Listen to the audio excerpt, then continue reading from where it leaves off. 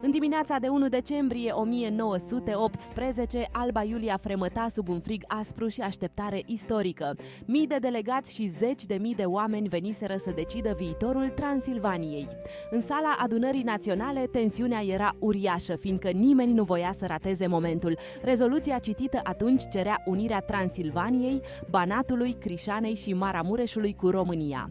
Votul a fost clar, iar sala a răspuns cu emoție, aplauze și lacrimi reținute.